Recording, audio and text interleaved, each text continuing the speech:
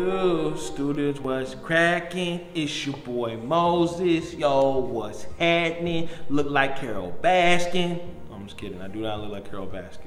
Tiger King, what up? Anyways, let's get into it. Stretch up week 2. We in the mix. Yo, I'm excited about this series. I'm excited about where God wants to take us. He wants to stretch some of y'all's faith, man. He's stretching my faith even in this. As I've been reading this passage, I'm getting dealt with and having to stretch and to rely on God even in this moment to give you guys this lesson, this sermon, this talk, whatever you want to call it.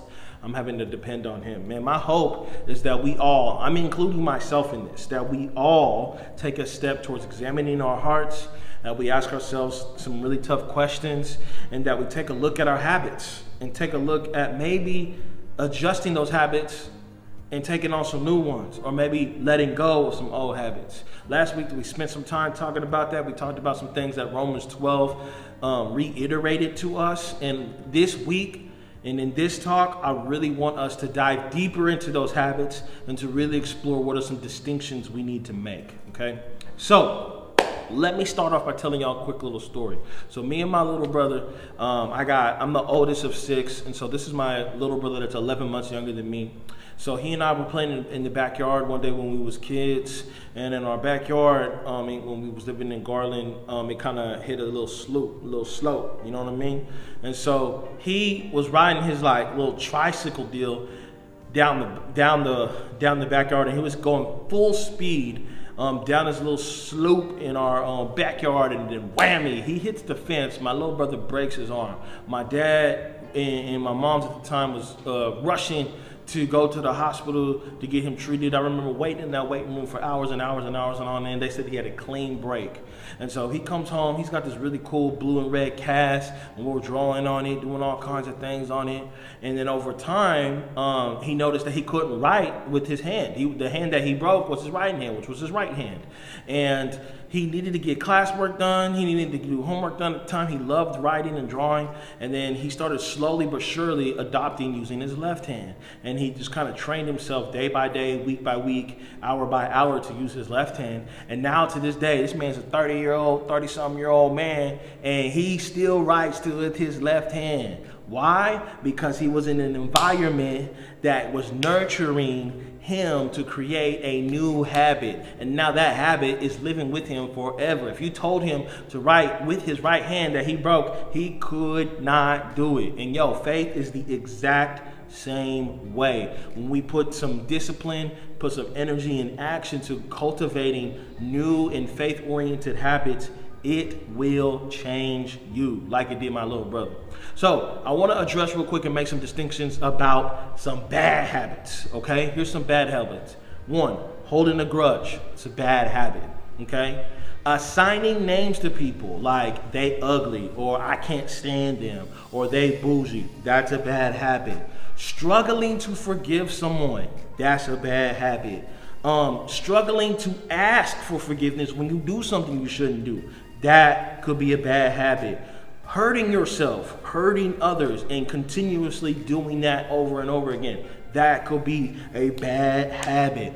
Putting things before God, like video games, cell phones, Instagram, movies, all the above. Those things could be bad habits. That's distinction number 1. And here's the deal.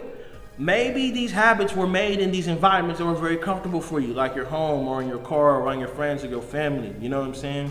But we got to ask the question and be willing to take on the challenge. Can we change? Are we willing to adjust? Are we willing to grow? So the Bible breaks it down. So let's go to Romans chapter 12, verse 16 through 17. It says this: live in harmony with one another. Do not be proud, but be willing to associate with people of low position. Do not be conceited. Do not repay anyone with evil for evil. Be careful what you do. Be careful to do what is right in the eyes of others. Another version says this: be of the same mind towards one another. Do not set your mind on high things, but associate with the humble. Do not be too wise in your own opinion. Do not repay no one with evil for evil. Regard Have regard for good things in the sight of all men. What is Paul trying to tell us here? He's trying to tell us that it's important for us to live in harmony, do not be proud, and to do what is right. Here's what we often do sometimes, because we're in a world that's sinful. We often say, I want to be in an environment that only benefits me. I want to be around people that only satisfy myself. I only want to do things that are right. I want to put myself above other people. The reality is, if we are not being willing to seek the peace amongst each other, that could create bad habits. If we are not willing to view one another in the highest form of dignity, with deep appreciation and deep love, that could create bad habits. When we are only doing what we want versus doing what is right, that can create bad habits. So the question is, what do we do? How do we avoid making these decisions? Well, I got some Bible for you to help you with that. We're going to go right back to this passage. We talked about this passage last week. It was Romans chapter 12, verse 1. It says, therefore, I urge you, brothers and sisters, in view of God's mercy, offer your bodies as a living sacrifice, holy and pleasing to God. This is your true and proper worship. Do not conform to the patterns of this world, but be transformed by the renewing of your mind.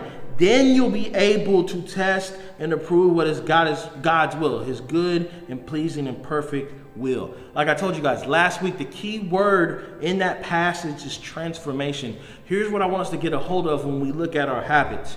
You have to decide.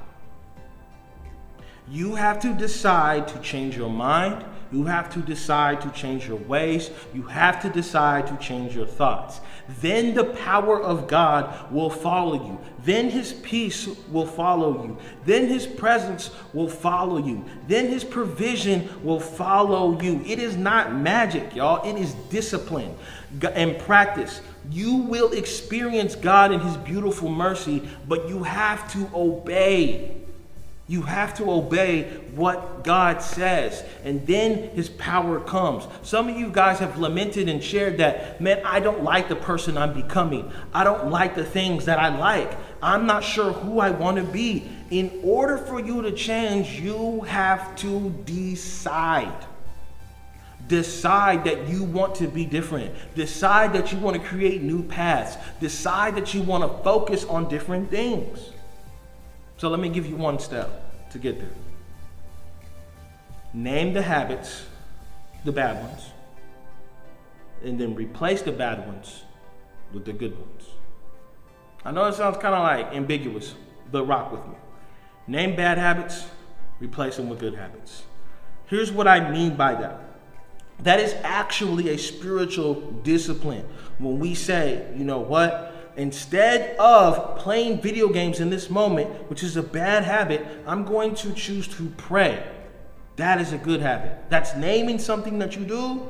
That isn't, maybe it's not bad, but you just do it more than you should be spending time with God. So taking that thing and saying, you know what, I want to replace that thing and put God in the center of it, that changes things. Approaching your friendships by saying, you know what, instead of being friends with someone because they look good, maybe being friends with someone because they talk about God. That is replacing a bad way of thinking with a good way of thinking. Or maybe saying, instead of going to church because I want to go, because my friends are going to church, maybe replacing that thought by saying, you know what, I want to go to church because I sincerely want to learn more about who this God is. And again, these things are nuanced. They're not all bad things, but if we continuously to do these things and put them above God, then they do become bad. Then they do become sinful. And that's where it's really important for us to be able to take the time to name those things that could prevent us from growing with God and seeing how we can replace those things with God-oriented things. So here's what I'm trying to drive across, is that you can stretch your faith by letting go of something. You can stretch your faith by letting go of something. And so some of us, that's the first thing we need to do, is just realize that there are things in our life that we are holding on to that we deem more valuable than our relationship with God. And some of us just need to first say, you know what, I need to just let that go. And that may be step one for some of us. And here's the reality. Letting go of what is evil and focusing on what is good, that will change you. Letting go of what is normal and exploring different thoughts, exploring different actions, exploring different practices. This will change you. Spending time with other people that don't look like you. Spending time with other people that don't act like you. Spending time with other people that don't smell like you, but they still love God just as much as you do. This will change you. See, letting go of something creates space for something new to grow. And if you don't believe me, let me give you some Bible for that. Isaiah 43, verse 19, it says, "See, I am doing a new thing. Now it springs up. Do you not perceive it? I am making a way in the wilderness and streams in the wasteland." That'll preach by itself. So what am I saying right there? That God is in the business of doing new things frequently and often. And he wants to do new things. But those new things are not possible if we are in the way. If we are placing a higher value on things versus God. And the reality is, there are some of us that are in a place of a wilderness. There are some of us that are in a place of a wasteland. There are some of us that are in a place of depression. There are some of us that are in a place of high anxiety. And it might seem like there's no way and there's no path.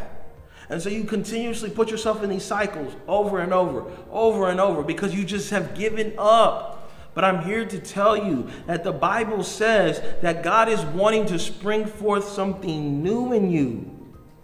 But you have to start by letting go. Letting go of the things that you think may appear to be right. Because he says in his word that he wants to create a path where there is no path. Letting go of things that you may think feel good, but they may not be the God thing. Letting go of the things will allow God to open and express new ideas in you where you may be feeling empty. See, in this passage, Israel did some horrendous things against God, did sinful things against God, and proved that they were unfaithful to God. However, Israel finally got a hold of the fact that, man, God is trying to do something new in me, so maybe I need to come to him and say, all right, I'm open. Israel begins to open up and say, okay, God, we profess that we need you. We're open to this new thing. And he came back and answered them. So what am I trying to say? That all of this starts with a choice. And that the God that we serve is gracious and he loves you. And he's desperately wanting to rearrange the way you see the world. But it starts with us letting go. So here's some action steps for us. 1, name some bad habits. 2, replace those bad habits. 3, act on those good habits. And then 4, watch what God does in your heart. Again, replace some of those bad habits, name some of the good habits, and watch what God does in your heart.